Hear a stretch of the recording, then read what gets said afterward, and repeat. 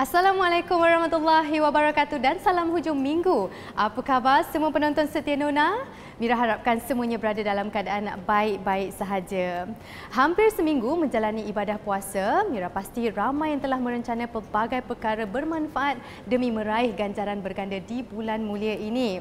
Semoga apa sahaja kebaikan dan amalan yang kita usahakan sejak di awal Ramadan akan kekal menjadi rutin dalam kehidupan seharian kita.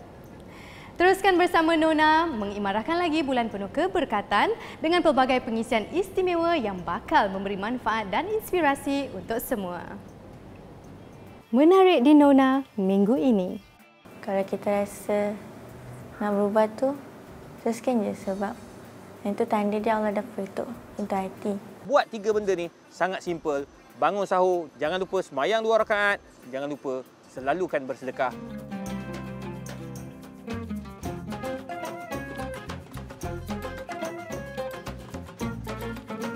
Dalam keterujaan menyambut kehadiran bulan yang dinanti-nantikan oleh seluruh umat Islam, segala persiapan harus diatur dengan sebaik mungkin agar kita dapat beribadah dengan lebih baik dan selesa.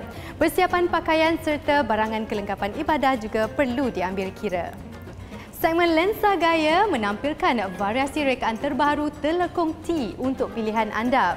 Koleksi bermotif floral sesuai untuk golongan remaja berusia 10 tahun hinggalah dewasa. Terinspirasi daripada perniagaan telekong milik ibu mertuanya, Arich Torla dan pasangan Ahmad Aiman Cik Gani mula mengusahakan jenama mereka sendiri iaitu Telekong T. Istimewa sempena kehadiran bulan Ramadan kali ini, jenama ini tampil dengan koleksi telekong terbaru yang sesuai untuk pelbagai peringkat usia. Kami masih kekalkan motif-motif floral dan banyak yang diinspirasikan daripada musim bunga sebenarnya. Cukup sinonim dengan rekaan sulamannya, telekong yang dihasilkan mengetengahkan perincian sulaman yang berbeza antaranya sulaman jenis seret, kerancang dan ribbon. Selain warna asas seperti putih dan hitam, telekong daripada fabrik berwarna lembut turut menjadi pilihan pelanggan masa kini. Telekong Relin adalah antara telekong daripada kategori premium, limited edition juga. Kita tak hasilkan banyak telekong Relin ini. Dan telekong ini menampilkan sulam-sulam yang lebih meriah dengan kerawang, batu-batu dengan teknik sulaman tersendirilah, teknik sulaman yang lebih contemporary. Telekong nila ni dia lebih simple. Jadi sulam-sulam dia lebih minimalis. Masih mengutarakan motif-motif floral. Telekong wildflowers yang ni diinspirasikan daripada bunga-bunga liar yang tubuh. Dengan desain telekong wildflowers ni kita menggabungkan lebih banyak jenis bunga dalam satu motif sulaman.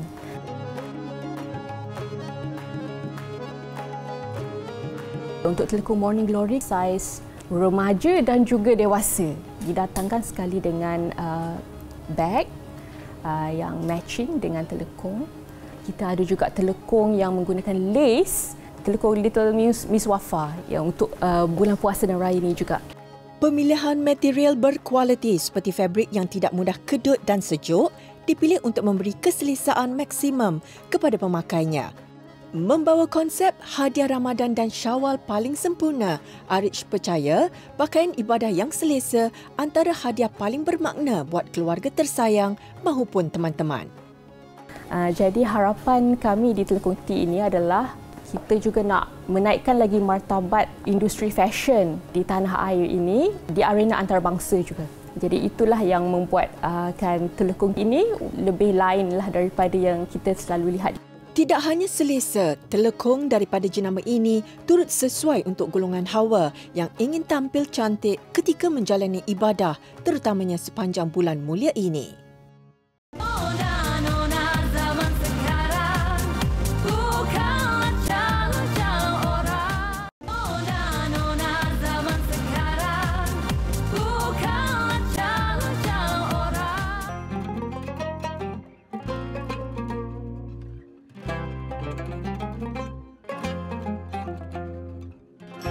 Mengambil inspirasi dekorasi hiasan dalaman dari negara Turki dan Morocco, restoran Dar Al-Hajar yang terletak di Setia Alam Selangor menjadi lokasi siaran Nona minggu ini. Pilihan menu yang ditawarkan di sini terdiri daripada variasi juadah Arab asli seperti salad, roti, nasi dan lauk pauk yang dimasak menggunakan herba istimewa dari Yaman. Selain boleh menikmati hidangan bersama keluarga atau teman-teman, restoran 3 tingkat ini turut menyediakan ruang yang luas dan selesa bagi pelanggan yang ingin mengadakan sebarang majlis atau aktiviti berkumpulan. Istimewa sempena bulan Ramadan, restoran ini turut menyediakan pelbagai pakej berbuka puasa dengan harga yang berpatutan.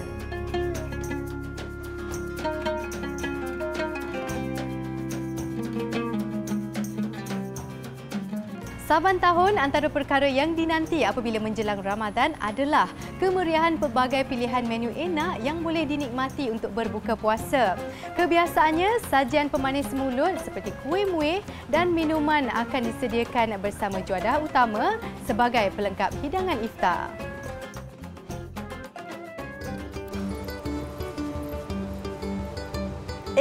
Ada lagi lah lebihan nasi sahur tadi. So, kalau penonton ada lebihan nasi macam ni, boleh dijadikan juadah untuk berbuka puasa. So, jom Zizi tunjukkan cara-cara untuk membuat apam nasi. Antara bahan-bahan yang diperlukan untuk resepi mudah apam nasi ialah nasi, tepung beras, tepung gandum, gula, air, minyak masak, yeast, pewarna makanan dan kelapa parut. Tadi kita dah tengok bahan-bahan. So, sekarang Zizi nak tunjuk bagaimana untuk membuat apam nasi. Kisar nasi bersama 1 cawan air sehingga hancur. Pastikan tekstur nasi betul-betul lumat supaya adunan yang terhasil nanti tidak berketul. Sekiranya tekstur nasi masih berketul, tambahkan sedikit air dan kisar lagi. Bahan blend tadi kita campurkan dengan tepung gandum, tepung beras, gula, yeast,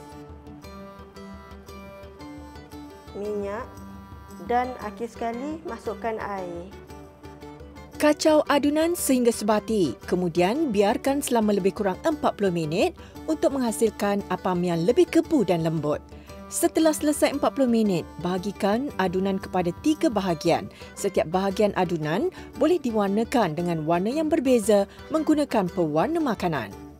Okey, so kita dah siap warnakan adunan kepada 3 bahagian. Kemudian kita masukkan adunan ke dalam acuan. Sediakan bekas acuan dan sapukan sedikit minyak masak di atas permukaan bekas agar adunan apam nasi tidak melekat serta mudah untuk dikeluarkan apabila siap dimasak. Pastikan adunan yang dituang tidak terlalu banyak sehingga melebihi paras bekas acuan. Seterusnya, kita panaskan dulu periuk kukusan dengan api sederhana. Selepas periuk dipanaskan, kemudian masukkan adunan tadi ke dalam periuk. Bagi mengelakkan wap air menitis di atas permukaan apam nasi, balutkan penutup pengukus dengan kain bersih dan kering. Kukus adunan apam nasi tadi selama 20 hingga 25 minit dengan api yang sederhana. Okey, so apam nasi kita dah siap dan sedia untuk dihidangkan. Selain boleh dinikmati begitu sahaja, apam nasi ini juga lebih enak jika dihidangkan bersama kelapa parut yang telah dikukus dengan sedikit garam. Mudah je kan buat apam nasi. So, seterusnya Zizi akan tunjukkan bagaimana cara untuk buat air koktel buah soda. Juadah iftar lebih sedap jika dinikmati bersama minuman koktel buah soda. Antara bahan-bahan yang diperlukan untuk membuat minuman ini ialah buah-buahan segar seperti anggur, stroberi, tembikai susu, buah naga dan laici. Potong buah-buahan kepada bentuk dadu agar lebih menarik dan mudah dimakan. Kemudian, campurkan sari kelapa, susu cair, air aiskrim soda dan susu pekat. Kacau kesemua bahan sehingga sebati bersama. Last sekali, masukkan ais. Perkongsian resepi ringkas kali ini bukan sahaja boleh disediakan dengan menggunakan bahan sedia ada dan mudah didapati. Malah, ia boleh menjimatkan masa ibu-ibu yang penat bekerja seharian. Jangan lupa untuk cuba resepi apam nasi dan air koktail buah soda ini untuk juadah berbuka puasa bersama keluarga.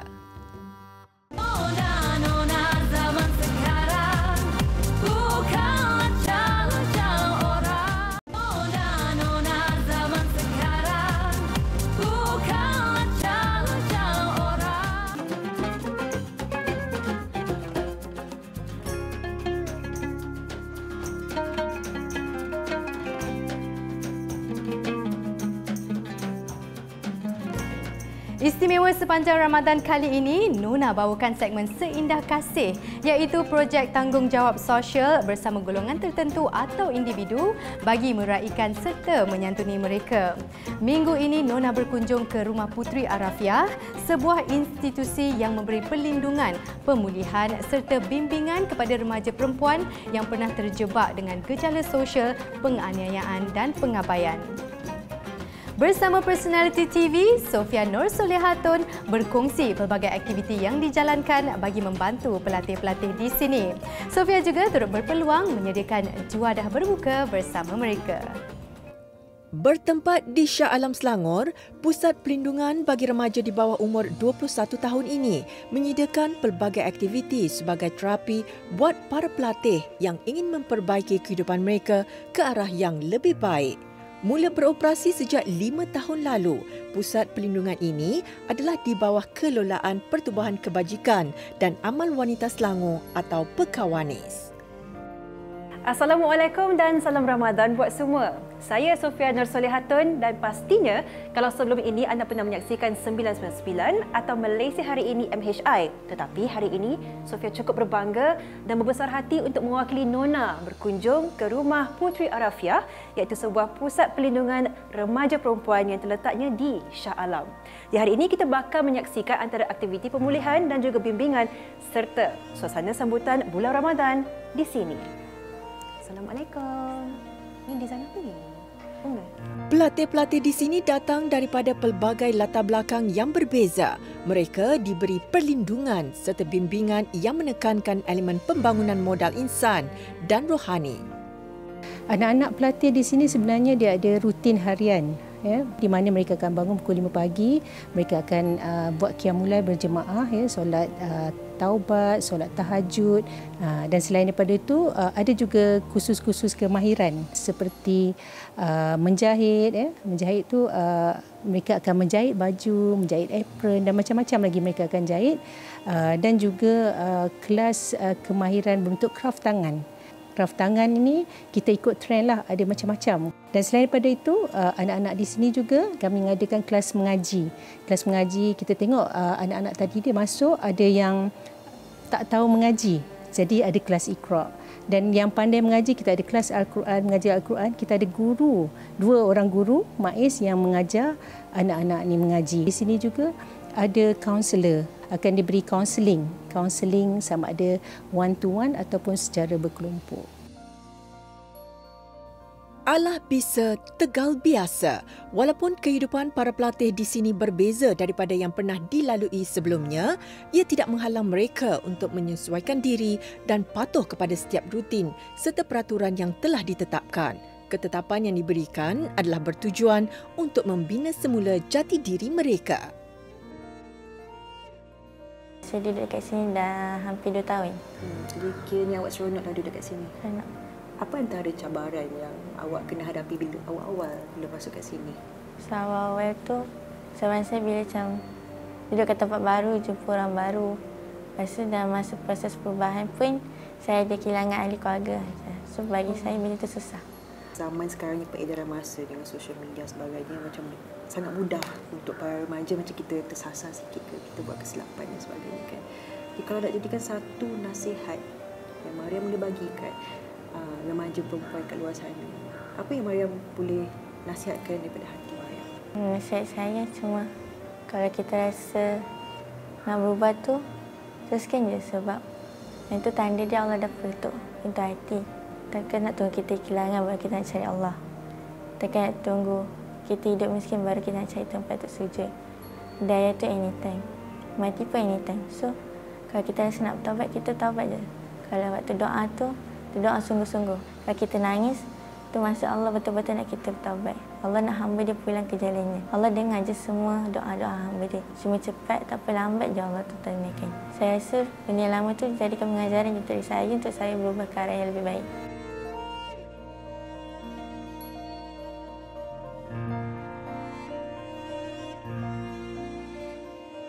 Seperti mana yang anda dapat lihat, para pelatih di sini sememangnya diasah kemahiran mereka agar mereka boleh berdikari dalam menjalani kehidupan seharian supaya apabila berada di dunia luar, mereka tidak terlampau mengharapkan bantuan lain. Dan pastinya aktiviti menyediakan juadah berbuka puasa secara bergotong royong ini mampu untuk merapatkan lagi silaturahim. Jadi hari ini, Sofia bersama dengan adik-adik akan menyediakan satu juadah berbuka puasa yang tidak asing lagi bagi kita semua, iaitu bubur lambuk. Sama seperti umat Islam yang lain, kaki tangan serta para pelatih di sini turut tidak mahu melepaskan peluang mengimarahkan bulan yang mulia ini dengan pelbagai aktiviti yang menerapkan nilai kerjasama antara satu sama lain.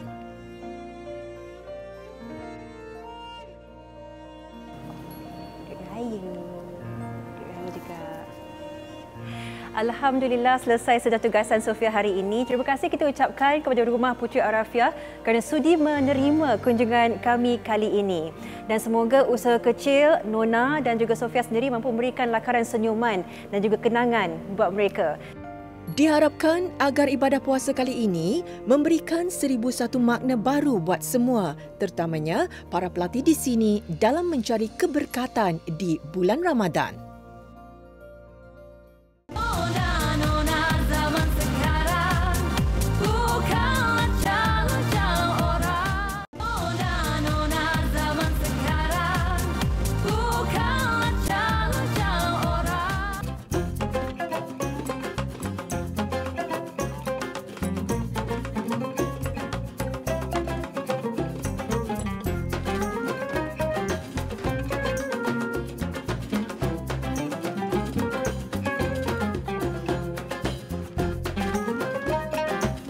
Bagi ibu bapa yang mempunyai cahaya mata, ketibaan bulan Ramadan pasti membuatkan anak-anak kecil ini turut sama teruja untuk menjalani ibadah puasa. Namun, untuk melatih anak-anak ini memahami dan menghayati kelebihan berpuasa di bulan Ramadan bukanlah sesuatu yang mudah. Ikuti kupasan mengenai tanggungjawab ibu bapa mengajar anak erti Ramadan bersama Prof. Madya Datuk Dr. Muhammad Izzah Arif Muhammad Kashim dalam segmen Nur. Syahrul Ramadan allazi unzila fihi al-Quran hudan lin-nas wa bayyinatin minal huda wal furqan.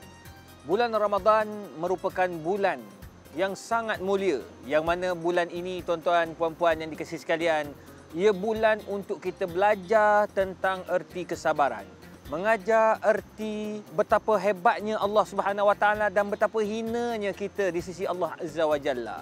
Yang ketiga, dia mengajar kita erti ibadah yang sempurna. Jadi sekarang ini tuan-tuan dan puan, kita berada di bulan Ramadan yang mulia. Tambah-tambah pula sekarang ini di awal-awal Ramadan, sudah pastinya kita perlu memupuk keluarga kita agar sentiasa menjaga tata susila, adab-adab dan perkara penting dalam bulan Ramadan. Jadi tuan-tuan dan puan, apa perlu kita buat sebagai ibu bapa? Pertama, didik anak-anak agar mereka makan sahur. Sebab Nabi sebut dalam suatu hadis, tasahharu fa inna fis sahuri barakah. Bersahurlah sebab pada sahur itu ada penuh keberkatan. Bila kita tegur anak-anak, kita galakkan anak-anak bangun sahur, kita dah dapat keberkatan. Keberkatan ini iaitu memudahkan anak-anak kita ini mendapat rahmat Allah Subhanahu Wa Taala. Kita nak didik anak kita yang kedua, iaitu jangan bagi waktu subuh masuk selagi mana mereka tak semayang 2 rakaat. Didik anak-anak bangun sahur, lepas makan jangan lupa semayang 2 rakaat. Ini perkara kedua. Sebab apa? Sebab nak didik anak-anak untuk bertahajud. Sebab tahajud itu sangat barakah, kerana ia merupakan amalan dan sunnah Nabi SAW apabila Nabi berada di awal pagi. Perkara ketiga, perkara yang kita kena ingatkan anak-anak kita, tuan-tuan dan puan. Pada bulan Ramadan, perbanyakkanlah sedekah. Dia pergi sekolah tu, kalau nampak orang-orang susah, suruh dia bagi sedekah. Kita bawa duit kan pergi sekolah. Anak-anak tetap akan ambil duit sekolah kan. Dan dia puasa. RM10 ke, RM5 ke, RM3 ke, apa yang dia ada tu, suruh dia kongsi-kongsikan. Saya yakin apabila anak-anak kita pergi sekolah, dia akan bercakap sama-sama dia. Dia akan bersembang sama-sama dia. Ada kawan-kawan yang susah. Ada kawan-kawan yang mereka ini, mak bapak dia tak ada. Ataupun anak yatim piatu, duduk dengan nenek dan sebagainya. Maka apa salahnya anak kita yang ada duit tu, duit itu dikongsikan. Ambillah duit ni buat beli berbuka puasa. Bapa dapat pahala, mak dapat pahala, anak itu pula dididik dengan it'amut ta'am. Jadi ingat, 3 perkara ini kena buat dan kita tegur dan pesan kepada anak-anak, buat 3 benda ni sangat simple. Bangun sahur, jangan lupa semayang 2 rakaat, jangan lupa selalukan bersedekah, selalukan infak. Bila kita infak, ajar anak-anak infak, insya-Allah anak-anak kita akan ada perasaan cinta dan sayang kepada orang-orang lain.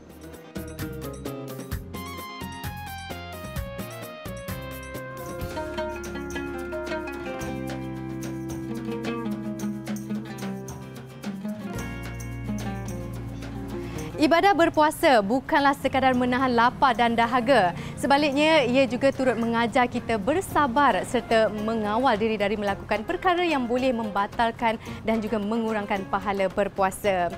Inilah masanya untuk kita bermuhasabah dan memperbaiki amalan diri agar lebih diberkati. Semoga Ramadan kali ini adalah yang lebih baik dari tahun-tahun sebelumnya.